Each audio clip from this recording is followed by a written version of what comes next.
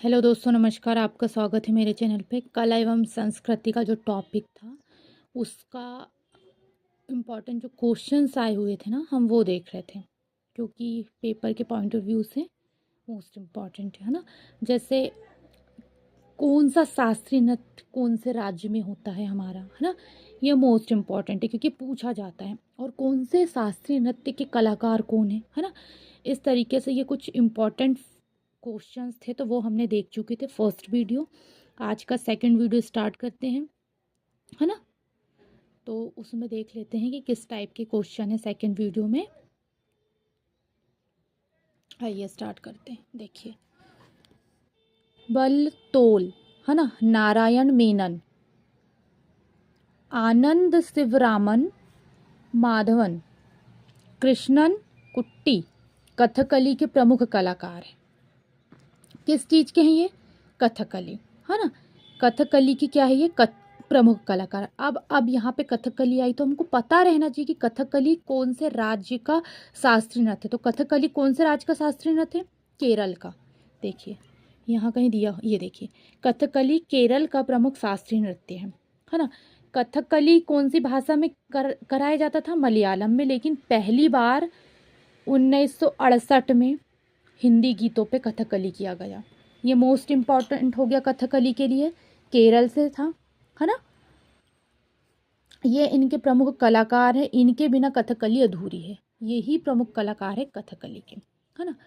ओडिसी ओडिशा में प्रचलित नृत्य कला की प्राचीन शैली है। ओडिसी जो है वो ओडिशा में होती है ना।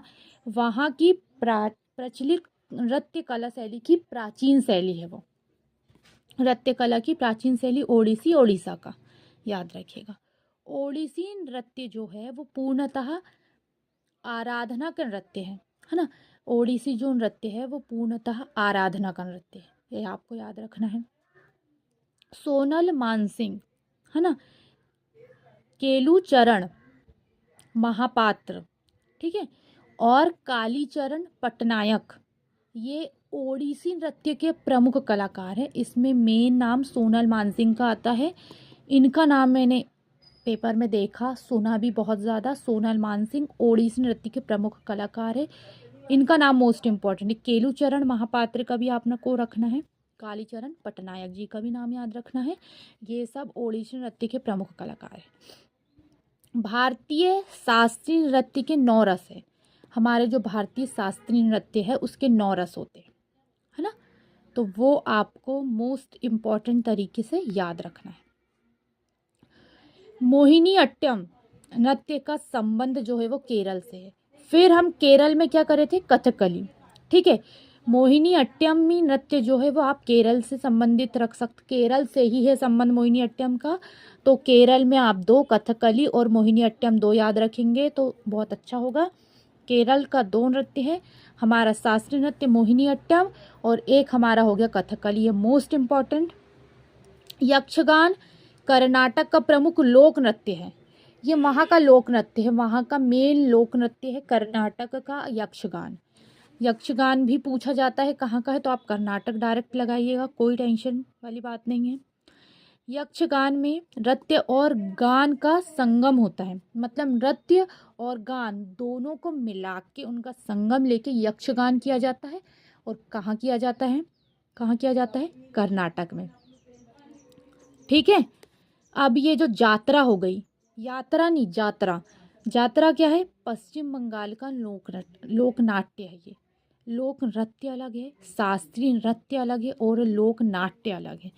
तो जात्रा जो है वो पश्चिम बंगाल का लोक नाट्य है, ये आपको याद रखना है जात्रा के बेस पे, ठीक है। अब जो हरि प्रसाद चौरसिया जी है, उनका एक प्रमुख, मतलब प्रसिद्ध और प्रमुख वादक क्या था? बांसुरी, मतलब वो बांसुरी वादक थे हरि प्रसाद चौरसिया। उनका नाम मोस्ट इम्पॉर्टेंट तरीके से आता है कि हरि प्रसाद चौरसिया जी किस चीज़ के वादक थे? तो बांसुरी वादक थे हरि प्रसाद चौरसिया जी। बहुत अच्छी बांसुरी बजाते थे और मेन है, मतलब उस चीज़ के बांसुरी वादक के कलाकार मेन है हरि प्रसाद चौरसिया। इनका नाम ही बहुत अच्छे से आता है, ठीक है। यहाँ तक हमने पढ़े, यहाँ से हम कल देखेंगे। आज के लिए इतना मोस्ट इम्पॉर्टेंट देखिएगा, क्योंकि बहुत अच्छे दिया, क्योंकि कथकली जब पढ़े तो उनके कलाकार और वो कहाँ से संबंधित था, वो ओडिशा क्या है, कौन सा नृत्य माना जाता है, ओडिसी नृत्य के प्रमुख कलाकार। ठीक है, अब आ गया हमारा मोहिनी अट्टम। दो चीज, केरल से कथकली, मोहिनी अट्टम, दो याद रखना है। यक्षगान कहाँ का, कर्नाटक का। कौन सा संगम है, जात्रा पश्चिम बंगाल, ये भी पूछी जाती। हरिप्रसाद चौरसिया जी किस चीज़ के वादक थे, तो वो बांसुरी वादक थे। तो ये मोस्ट इम्पोर्टेंट, एक बार रिवीजन भी हो गया। मोस्ट इम्पोर्टेंट तरीके से ये हमने सब कर लिए, कोई प्रॉब्लम टेंशन की बात नहीं है, इतना पूरा देखना है। और आज का सेकंड वीडियो को तैयार कर लेना है, फर्स्ट का रिवीजन करना, कल हम थर्ड लेके आएंगे और लास्ट, है ना। तो आज के लिए बस इतना ही, धन्यवाद।